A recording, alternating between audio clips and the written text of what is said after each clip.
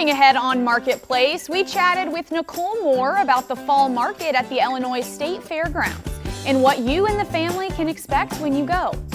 Plus, Craig Salm of Grayscale Investments joined me from New York City to talk about election cycles and finances and how they go hand in hand. Hi everyone, it is Wednesday, October 9th. Thank you for joining News Channel 20 Marketplace. I'm Beni Harmony. Let's get into our trending stories. First up, the U.S. government is weighing the breakup of one of the world's largest and most consequential monopolies, Google. In a court filing yesterday, the Justice Department shared some spicy news. They're thinking about splitting Google's search business from Android, Chrome, and the Google Play App Store. The DOJ believes this could help keep Google's search features from playing favorites with its own products over others.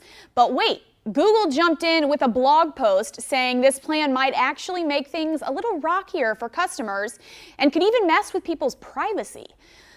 This follows a judge's ruling back in August that Google had some antitrust oopsies with its search business. Oopsie daisy. Google plans to appeal that decision, so stay tuned. The DOJ's recommendation would spark a whole new proceeding, and both cases could take months or even years to sort out. Let the legal drama unfold. Let's do this. If you are a parent, up next, you might be interested in the latest lawsuits against TikTok. They're from 14 state attorneys general and allege TikTok hurts young people's mental health. Numerous studies show social media in general can harm children and teens, but the lawsuits single out TikTok as being especially dangerous. They argue its endless scrolling content is addictive.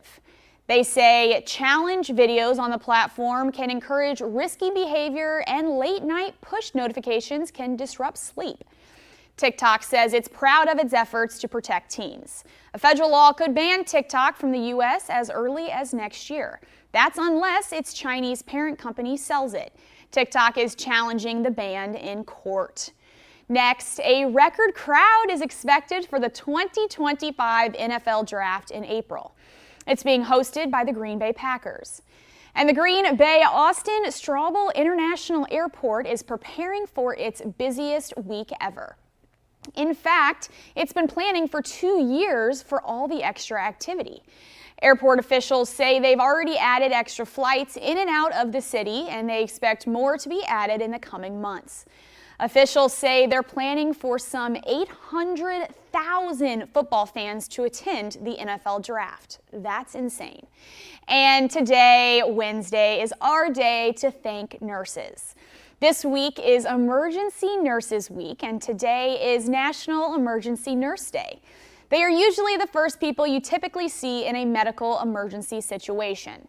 According to the Emergency Nurses Association, roughly 167,000 emergency nurses work in the U.S. The ENA has marked the observance on the second Wednesday in October since 1989. The association expanded it to a full week in 2001. The group celebrates ER nurses with discounts, giveaways, member highlights, and the annual EN Week 5K fundraiser. And lastly, in trending, one woman learns the hard way why you shouldn't feed wild animals. Plus, a koala comes close to catastrophe. Coming up in today's Take a Look at This. Feast your eyes on the, hundreds of hangry raccoon eyes yearning for a feast. Police pulled up to a home in Washington state to find this trash panda party, or infestation, depending on your point of view.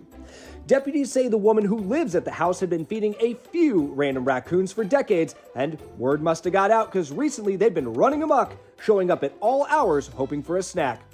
The problem got so bad, the pests prevented the homeowner from getting inside her house, and she had to call 911 for help.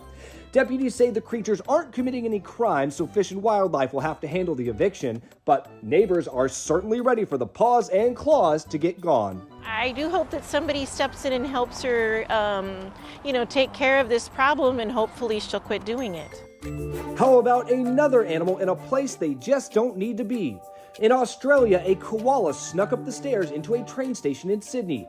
Video shows just how close this came to being a catastrophe, with the marsupial meandering along the side of the rails, perilously positioned on the platform. Trains in the area were warned to slow down just to be safe, because that mammal most certainly doesn't have the correct qualifications to traipse that close to the tracks. Get it? Qualifications? Okay, my bad. Moving on. Thankfully, the little guy got away, and after a short time, the creature clambered over the fence and headed off to a nearby national park. For Take a Look at This, I'm Patrick Cornell. Those are your trending stories for today. Thanks for watching. Stick around by subscribing today and don't miss a single video.